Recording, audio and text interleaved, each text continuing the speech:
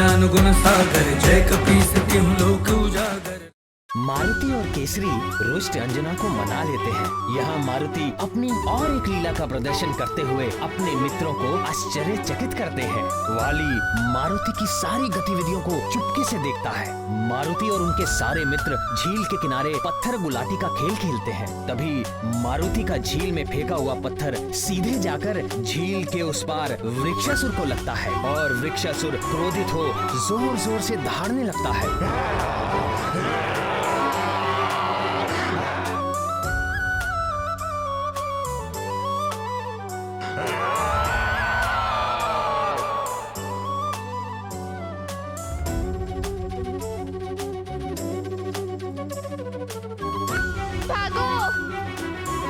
केसरी पुत्र, मुझे बार बार छेड़कर उत्तेजित करने का दुस्साहस न कर। इसका अर्थ ये हुआ, इसका और मेरा दोनों का शत्रु एक ही है, मरकट मारुति।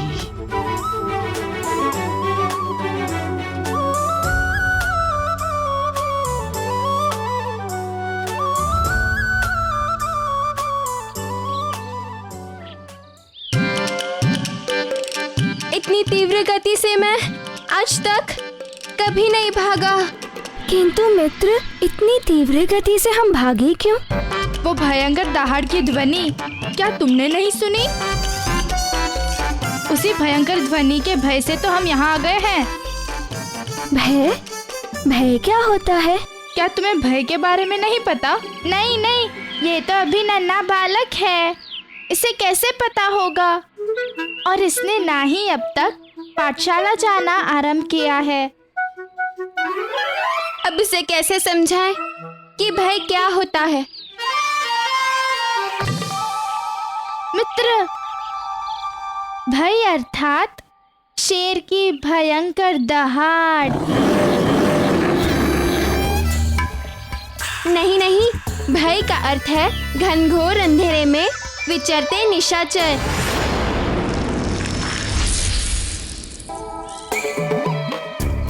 अरे मित्रों, ये क्या ज्ञान दे रहे हो नन्हे बालक को?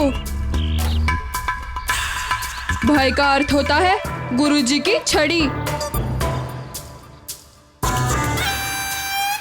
ठहरो, तुम सबको कुछ नहीं पता। थोड़ा ज्ञान मुझसे ले लो। जब कभी मन घबराए या फिर प्राणों पे संकट बनाए, माता पिता का स्मरण हो आए, या कहो नानी का स्मरण हो आए, हाँ तब समझ लो, उसे ही भय कहते हैं। कल अमावस के दिन, और यदि तुम कल मेरे हाथ लग गए तो कोई देवता भी तुम्हें मेरा भोजन बनने से बचा नहीं पाएगा। वाली महानतम, ये तो तुम्हारे लिए अत्यंत ही शुभ संकेत है।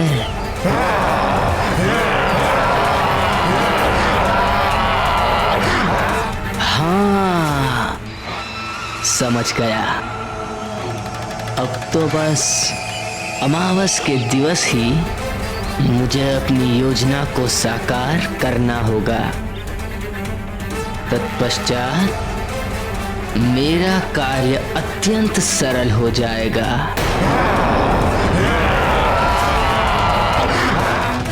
अब तो बस अपनी योजना अनुसार किसी भी प्रकार उस मायावी मरकट को वृक्षासुर की पहुंच तक ले जाना है।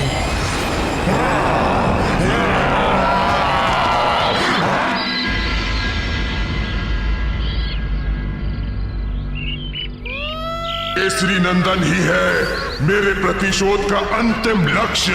मुझे कुछ तो करना ही होगा।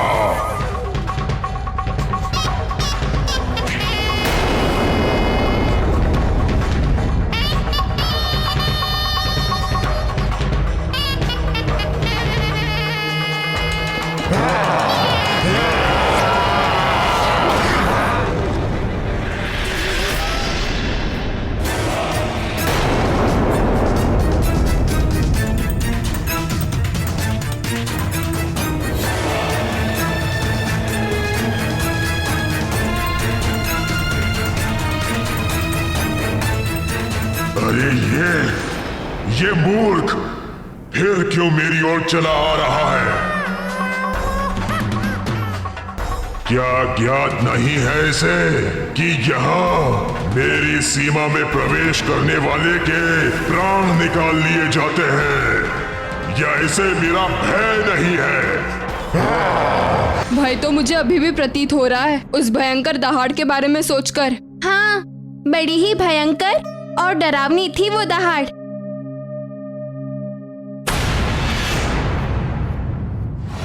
तुम जो भी हो तुम, अब मैं तुम्हें यहाँ से जीवित जाने नहीं दूंगा।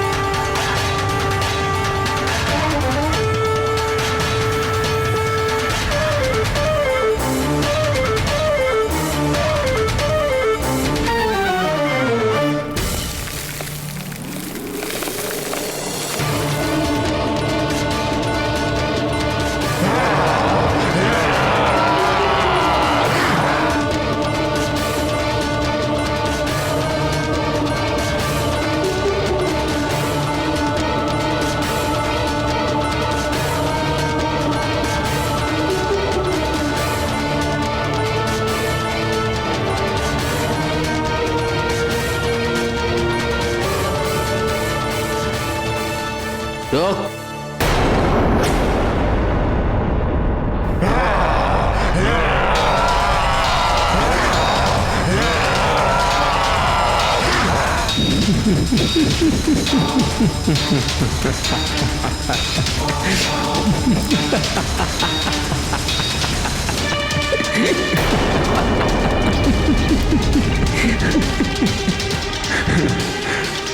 कौन हो तुम?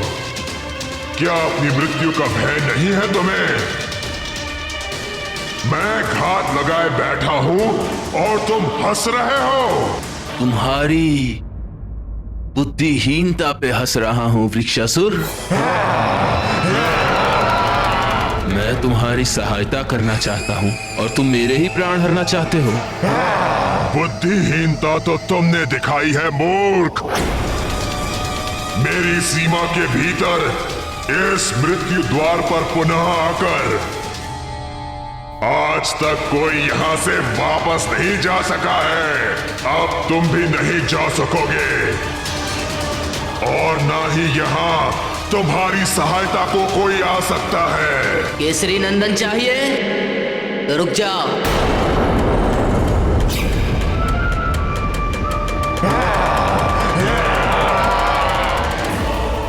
तो बोलना क्या चाहता है? यदि आज तुमने मुझे मार दिया तो तुम्हारा परम शत्रु केसरी नंदन सदा के लिए जीवित रह जाएगा और तुम उस तक पहुंचने का स्वप्न संजोते रह जाओगे। परम शत्रु केसरी नंदन। हाँ, परम शत्रु केसरी नंदन, वही मायावी मरकट जिसकी हत्या ही तुम्हारे प्रतिशोध का अंतिम लक्ष्य है। और तुम्हारे उस लक्ष्य तक पहुंचाने में मैं तुम्हारी सहायता कर सकता हूं। मात्र मैं महानतम। कथन तो तुम्हारा उचित है। वो केसरी नंदन मेरे हाथ आने के उपरांत भी मेरे चंगुल से बचकर निकलता रहा है। भगवान का कोटि कोटि धन्यवाद कि हम सब समय रहते ही वहां से सब बच निकले। यदि शेरों की उस भयंकर दहाड़ को सुनकर हम लोग वहां से भागते नहीं तो ना जाने क्या हो जाता। मुझे तो लगता है वह अवश्य ही कोई भयानक जंगली जीव की दहाड़ थी। थोड़ा ज्ञान मुझसे भी ले लो गंधमादन, संकोच ना करो। वह भयंकर गर्जना किसी जीव की नहीं, एक विशाल राक्षस की थी। समझ गए? राक्षस की? कौन सी राक्षस की? हाँ हाँ, उस राक्षस का नाम है विक्सासुर। विक्सासुर नहीं, वृक्षासुर नाम है उसका। बड़ा ही क्रूर और भयंकर राक्षस है वो। बड़ा ही उद्दंड बालक है वो। और क्या तुम्हें लगता है उसे मारने में तुम मेरी सहायता कर सकते हो? निसंदेह मात्र मैं महानतम ही तुम्हारी सहायता कर सकता हूं और उत्तरदायित्व निभा सकता हूं। उस मायावी मरकट को तुम तक पहुंचाने की एक अमोघ और अचूक योजना है मेरे पास। संभवतः तुम उस मायावी मरकट का वध कर सकते हो। क्या तुम सचमुच ऐसा कर पाओगे? मैं महानतम जो एक बार कह देता हूं उसे कर दिखाता हूं। मैं तो उसे लाकर तुम्हारी गोद में दे दूंगा, किंतु क्या तुम उसका कुछ बिगाड़ पाओगे? तुम मेरी बलशाली भुजाओं पर संदेह कर रहे हो? वृक्षासुर राक्षस हूं मैं। तुम्हारी बलशाली भुजाओं की दृढ़ता पर संदेह करना कदाचित निराधार नहीं है। यदि तुम क्रूर राक्षस हो तो वो तुम्हारा परम शत्रु मरकट भी बड़ा मायावी है और भयंकर राक्षस है वो। उसकी सहस्त्र भुजाओं में हाथी जैसा बल है। उसकी लंबी और पैनी नख प्राणघाती शस्त्रों का सा अचूक कार्य करता है वो। उस मरकट की दोनों भुजाओं में सहस्त्रों हाथियों जैसा बल है। बिना शस्त्रों के ही वो मरकट अपने शत्रु के प्राण हर सकता है। और मैंने तो सुना है यदि उसके ऊपर किसी की छाया पड़ जाए तो वो उसे अपने चंगुल में जकड़ लेता है। एक बार पकड़ने के बाद उससे छूट पाना बहुत कठिन होता है। कठिन नहीं, असंभव कहो। छूट पाना असंभव हो जाता है। हाँ, असंभव को संभव करके दिखा चुका है वो। अपनी माया के बल पर अनेक बार मेरे हाथ आकर भी छूट चुका है, किंतु इस बार उसे छोड़ूंगा नहीं। बस कल अमावस के दिन उसे मेरे पास ले आओ। अमावस के दिन मेरी निशाचरी छल बल शक्तियां असामान्य रूप से जागृत हो जाएंगी, जिसका सामना करने से स्वयं मृत्यु भी भय खाती है। तो अब साथ साथ उत्सव मनाने की योजना भी बना लो। वो मायावी मरकट मेरी ओर से तुम्हारे लिए मित्रता का एक उपहार होगा। और तुम मेरी ओर से मरकट की चबाई हुई अस्थियां उपहार स्वरूप स्वीकार कर लेना।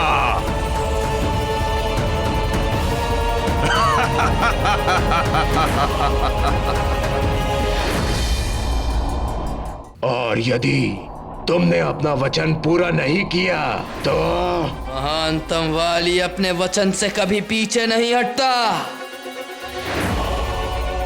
यदि तुम्हें अपने मित्र की मित्रता और सहयोग पर तनिक भी संदेह है तो लो, अभी इसी क्षण मुझे अपना आहार बना लो। लो,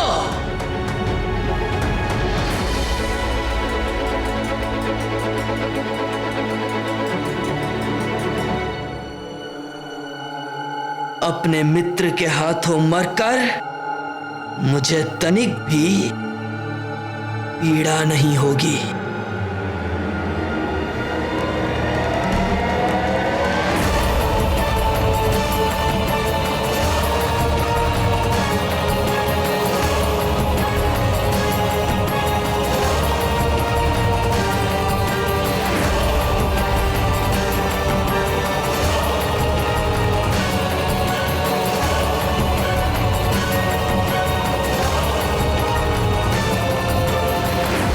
आई माँ, मारुति को देखा आपने? अभी तक लौट कर नहीं आया। नहीं महारानी, मैंने तो नहीं देखा।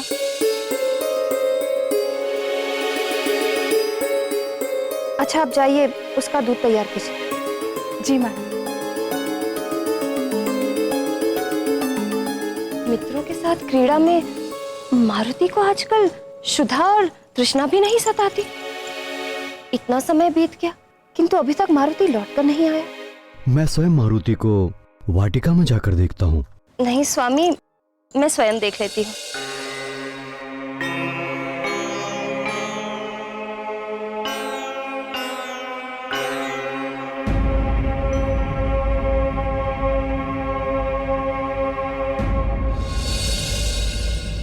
अरे वहां वाटिका में तो कोई भी दिखाई नहीं दे रहा है।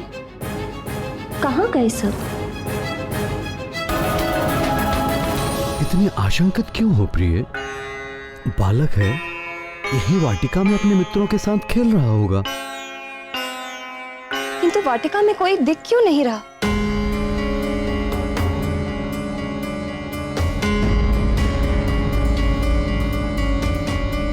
हो सकता है अपने मित्रों के साथ झील की ओर चला गया हो। मैं अभी किसी सेवक को भेज के पता कराता हूँ। स्वामी, आप तो अपने पुत्र की प्रवृत्ति जानते हैं ना, कि वो कितना नटखट है। भय है मुझे कि कहीं अपने नटखटपन में वो अपने आप को ही हानि ना कर बैठे।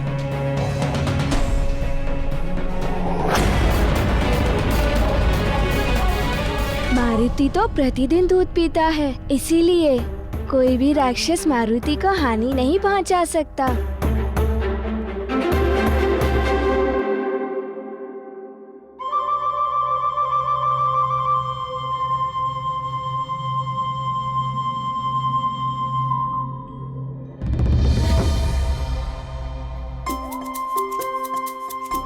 स्मरण आया, दूध। मारुति के दूध पीने का समय हो गया है। माँ प्रतीक्षा कर रही होंगी। चलो मित्रों, मैं तो चला दूध पीने। मेरे पुत्र को कोई हानि नहीं हो सकती, क्योंकि मैं उसे पहले ही समझा चुका हूँ कि अपने नटखटपन में कुछ भी ऐसा ना करे जिससे किसी को कष्ट पहुंचे या किसी भी प्रकार की हानि की संभावना हो। उचित है स्वामी, किंतु माँ का हृदय नहीं मानता। माँ के मन की व्यथा कोई नहीं समझता। माँ के लिए संतान तब तक ही सुरक्षित है जब तक वो उसकी आंचल की छांव में है।